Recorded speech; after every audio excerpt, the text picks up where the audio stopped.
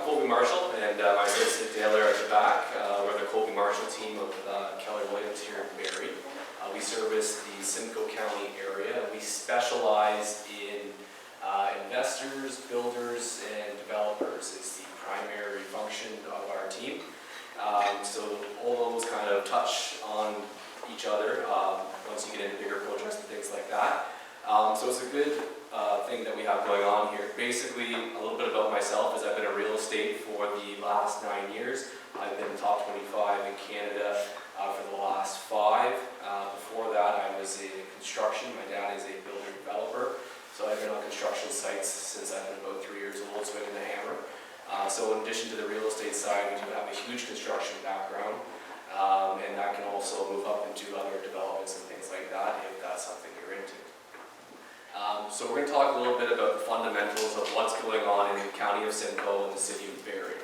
So before you jump into an area, you want to know what's going on in the economics, fundamentals, and transportation routes in the county of Simcoe. So what we're going to start off doing is telling you about all the things that are going on in the area, so it'll basically be all the points to make Barrie, Simcoe County a great area to invest in. So one of the biggest things that has just happened in Simcoe County is there's a Simcoe County airport. The Simcoe County Airport was just bought off the 2 townships that was owned by. So the city of Barrie and Oro-Medonte both own the Simcoe County Airport, and the county of Simcoe owns a small portion.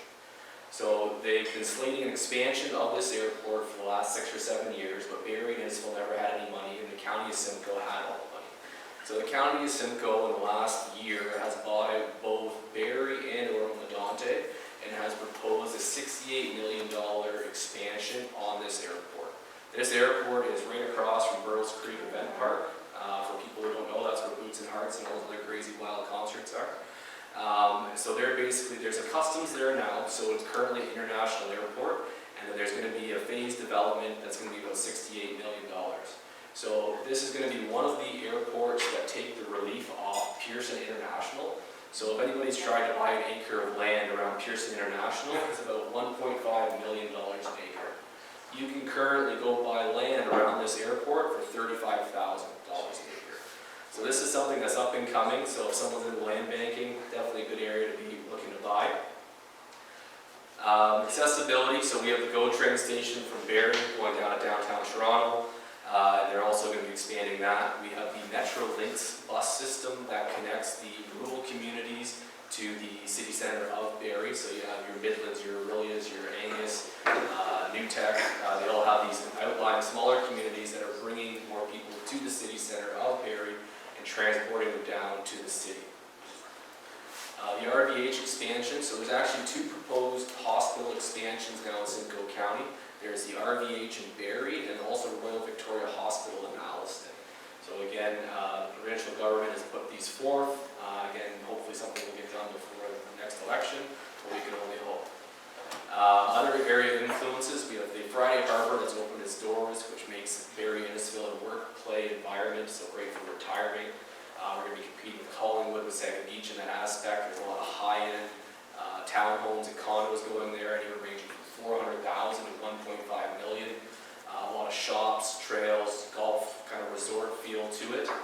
So it's going to bring a lot of tourism to the area. Gateway Casinos is hitting big in Simcoe County. They've got a spot in Saga Beach where they're going to be building a brand new casino. And there's also the casino in Innisfil where it was just slot machines. Now they've expanded it into a full-blown casino with card tables and everything in it.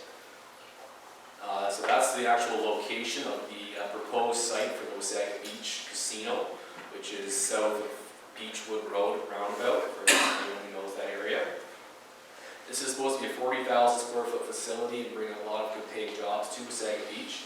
And Saga Beach, Collingwood area is already hurting for rentals, so if you're looking in those areas, this casino will bring a lot of more full-time, not as seasonal workers, which will be great for people that are looking out that area in the Saga Beach, Collingwood area. Midhurst, for people that aren't familiar, are just on the north side of Barrie. There is a monster development that's been proposed there for the last 10 to 12 years. And they're supposed to be breaking ground in the next 2 to 3 years. There's going to be 6,500 units being built just on the north side of Barrie in Midhurst. So the annex land's being developed. So for people who don't know, aren't from the Barrie area, the purple boxes up here are basically where the city boundary was. On this side was Barrie. And what they did is they actually went to the county of Simcoe and expropriated land from Innisfil and they annexed it. So all that new development is coming on, and it's important to know what they're developing there. They're developing very high, dense development. So you see that building there, the 6-story condo building, you seem to see them going up everywhere in the Barrie area. It's because the province wants extreme density, and they're cramming everybody in like sardines. So when we get further in the presentation, we're going to be talking about different types of houses to buy. So this is good to know that there's different products that are currently for sale. So on a premium lot in this new development area, the premium lot is 32 feet of frontage, 90 feet of depth, and they're putting up 2,400 square foot homes. And that's a premium detached lot. So I know a lot of other people in detached homes in Barrie are 50 by 160 foot lots. Those are antiques, they're not making them anymore. They're going to go up in value substantially soon. This is the Urban Growth Center. So the Urban Growth Center is the downtown core of Barrie. This is where they want to experience the most density. Right now, there's still over 2,000 units proposed, and the actual development sites are going anywhere from 20 stories. Now there's even 30-story buildings proposed for the downtown core. Now, between the annexed lands and within the city center, there has to be all the growth for Barrie in the next 10 years.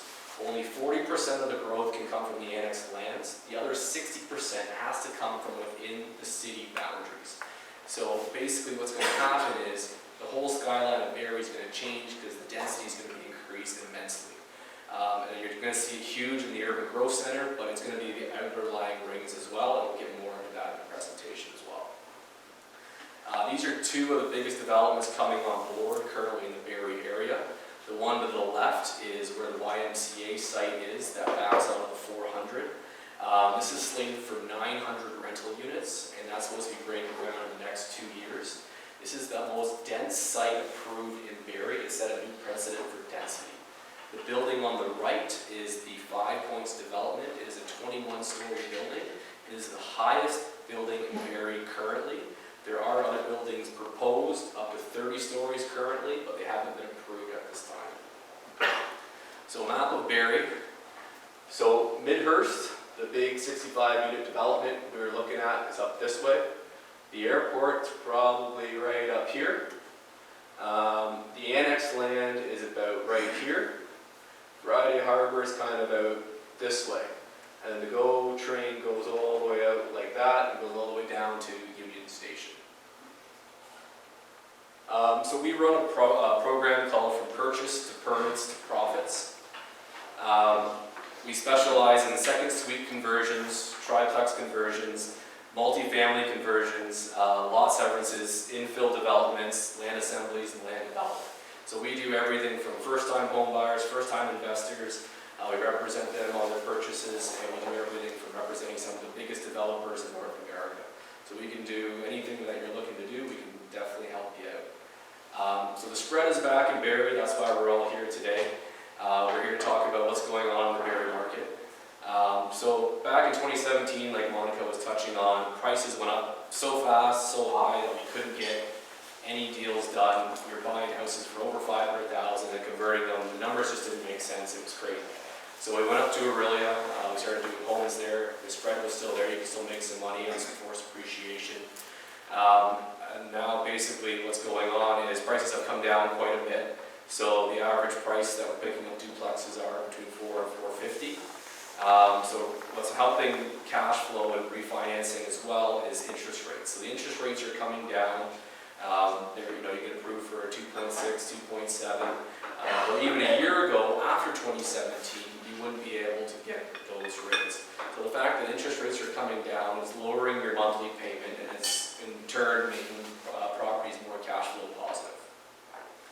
We're also having an increase in after repair values in our duplex market. So the duplexes, for people that know about what's going on there, it's always been a $550,000 price point, was been the max for a duplex. It was really hard to break that ceiling. You had to buy a real premium area.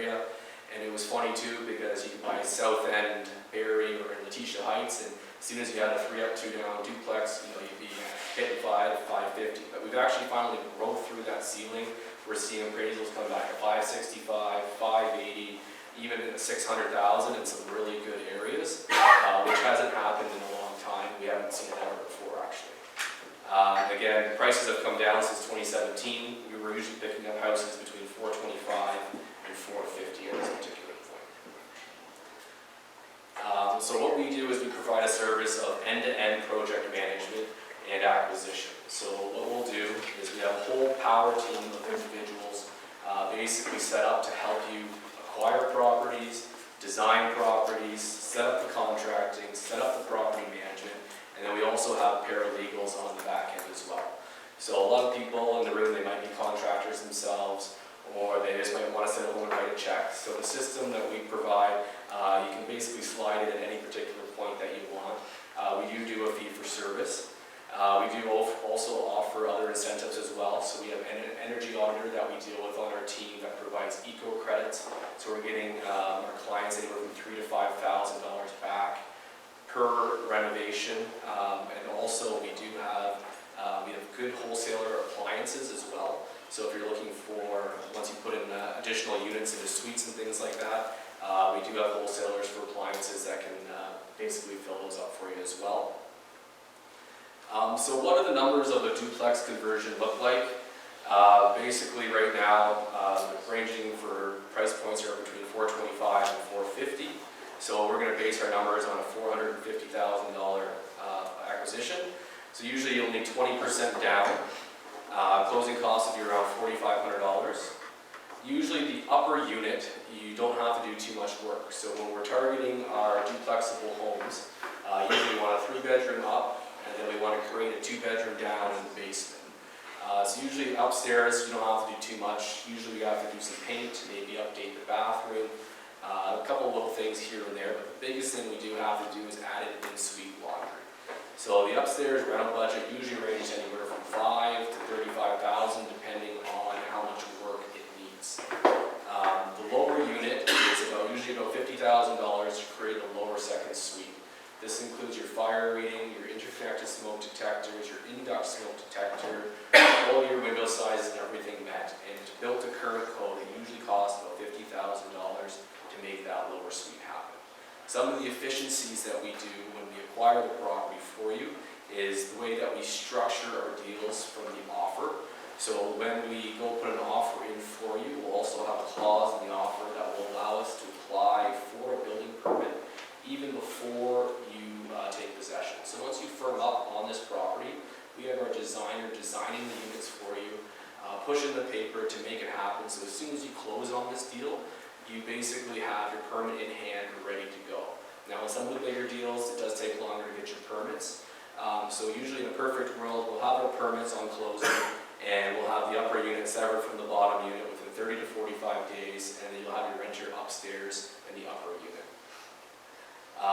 So getting back to the numbers here, usually separate hydrometers. We always encourage our clients to go with the separate hydrometers. The gas and water are kind of minimal when it comes to the billing. It's pretty hard to run up a water or gas bill. Every time we got burnt on the utility bill, it's always been through the hydro side, so we really encourage it. It usually ends up costing about $2,500 per unit to add in separate meters. So if you're looking at a triplex, it's usually going to be around $7,500. For a duplex, it'd be an extra $5,000 upgrade. But at the end of the day, if you don't have to pay a hydro bill, it pays for itself in about 2.5 years. So we always recommend that we do that. Usually we're doing a lot of work anyways. We'll have the ESA in their Electrical Safety Association, so it's something that we always recommend. Floor plans and permits, usually we'll do a professional floor plan for you. Usually works out to about $1,000, and then your permit cost is around $1,000 as well. Project management, we charge 10% of what the lower unit costs to complete for our duplex conversions, so it usually runs out about $5,200, and that is end-to-end service, everything from acquisition, permits. We'll get quotes from contractors, quotes that we get from our contractors that will get to you while it's sold conditional, so you'll know exactly what your contracting budget is before you can firm up on it. So you know your after repair value is going to be between $550 and $585, depending on the area. And you'll have your contracting budget. You'll know exactly how much it's going to cost before you even firm up on it. So you'll have a win-win, no lose scenario basically. That's the way we've been structuring it. So your total renovation is going to be about $81,000, everything all in, and there is HST on everything because the government has to get theirs as well. So your total investment you're looking at is about $176,000 for a duplex conversion. So what does it look like from an income and expense standpoint? For a 3-bedroom upper unit, we're usually getting approximately $1,700 a month plus hydro. Seems to be the going rate. Now again, depending on how much work you do, you might be able to get a little more, might be a little less if you don't want to do too much work. But that's usually like a textbook scenario for a duplex conversion. Your 2-bedroom lower units, so in Barrie you're allowed to have up to 2 bedrooms in your second suite. We're getting usually around $1,500 plus hydro. Seems to be the going rate for a 2-bedroom. So if you look at our expenses, the mortgage payments that we're getting are usually about 2.8%. Depending on your situation, you might want to go with a 25 or 30-year amortization. I always like to go with a bit 30 years, so it lowers your monthly payment. So usually the houses we're looking at, taxes are around $300, insurance, it's usually about $125 for a duplex, and then your gas and water about $75 each. What we have, the property maintenance attributes to your grass cutting and snow removal. So that's something a lot of people like to put that on the tenants. At the end of the day, if a tenant falls and breaks your neck on the ice because they didn't shovel the driveway like you told them to, you're still liable. So we always like to provide grass cutting and snow removal just for less headaches for the property manager, yourself, and less liability. And you also get a better quality tenant as well. Less things they have to do makes a happier tenant. And especially if you're in multi-family situations, you don't want Bob upstairs sleeping too long and Susie downstairs can't get out. So we always recommend that you do have the snow and grass removal. And then property management for a duplex, Mr. Richard Bryson can do for $150 a month on the duplex scenario. So if you do not refinance the property, you're looking at about $961 a month cash flow. So again, if you read some books and listen to some tapes, you're going to say put some money aside for some maintenance and other items like that. Everything that we're doing is going to be brand new, so your maintenance is going to be very minimal for the first 5 to 10 years.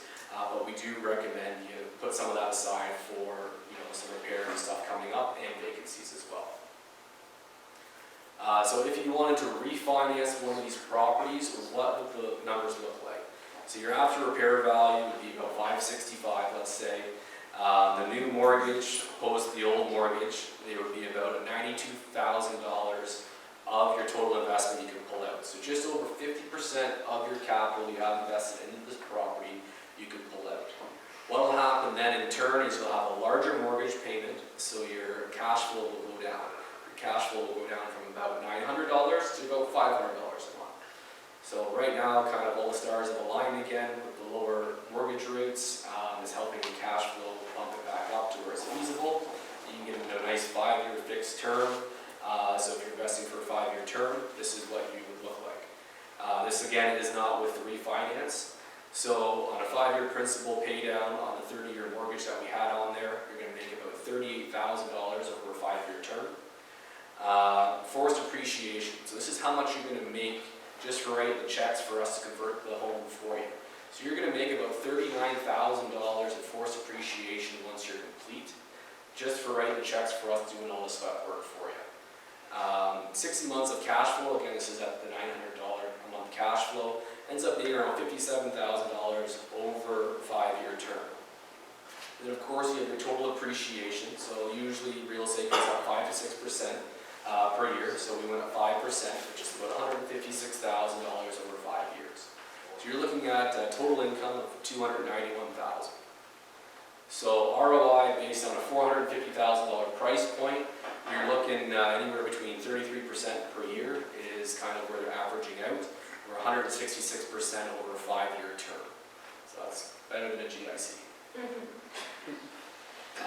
So we also do triplexes, and we've had a lot of questions about triplexes. So we're going to kind of dive into this. So this is another spin-off that we really started getting into When the numbers went crazy in 2017, we couldn't make the duplexes work. So we started segueing into bigger developments, triplexes, fourplexes, fiveplexes, and 7 and 8plexes now. The triplex, it's a pretty simple one as well. Once you go out of the triplex zone, something called site plan control kicks in, and it's a whole different ball of wax. So we'll go over what a triplex conversion looks like. Again, this is a textbook one. There are different variations of this depending on different zonings. These are what the returns will look like, just so people know what's going on when we get these opportunities as well. So usually you're paying a bit more because there are certain zone areas. So we're going to say we're at about $475,000 price point. The last bunch that we've gotten are in $425, usually the 460 is the highest one we just locked up the other day. But let's run it at $475 and see how it goes. So it's $20,000, 20% down payment, about $95,000. Closing costs will be a bit more. Your renovation budget. So usually above grade units, we're budgeting about $40,000 per unit for renovation. Most of the triplexes that we're targeting are 2 stories. So every load-bearing wall has to be fire rated. So there's a lot of expense of exposing a lot of things and fixing everything up. So as a rule of thumb, we're doing about $40,000 per unit for above grade units, $50,000 for the basement unit because we're usually cutting in windows and things as well, which is a bit more costly. Again, separate hydrometers, so we're putting in 3 separate hydrometers. So it's about $7,500 opposed to the $5,000 for the duplex. Floor plans and permits. So a floor plan permit for a triplex runs you about $10,000, which is quite a bit more than the duplex. The reason for that is you're going to have what's called a park levy as well. So your park levy that you have to pay to the city of Barrie is about $6,000 right now. That for being blessed to have a 3rd unit in the building, they're going to charge you for that. The other thing that might come up is you might have to go for what's called a minor variance. So if you're deficient in any zoning bylaw whatsoever, might be frontage or unit size, there's different variations of what a minor variance could trigger. That is a $2,000 fee you have to pay to the city of Barrie. You can actually go to a public meeting and say, yes, I want to do this, I want to create affordable units for the city of Barrie. Is everybody okay with that? It's pretty good money grab for the city of Barrie, but it is a process that we do have to go through with the triplex conversion or anything over and above that. And the kicker is if the property does require a minor variance, it also takes about 2.5 to 3 months to accomplish that minor variance as well. So when we do that, if you do have a minor variance, you want to push out your closing date at least 90 to 120 days, opposed to 60 days. So you can be doing all this paperwork before you even close. So you're not sitting on your hands once you have possession of it. We'll be pushing the paper to make it happen. So hopefully we'll do the minor variance before it closes and we'll have your permit in hand in a perfect world. But sometimes you can't always get the longer closings, but that's what we'll try to do. Project management on the triplexes usually run around $10,000 to $15,000 depending on how extensive it is. And then there's HST on the rentals. So our triplex conversion, they're usually going for about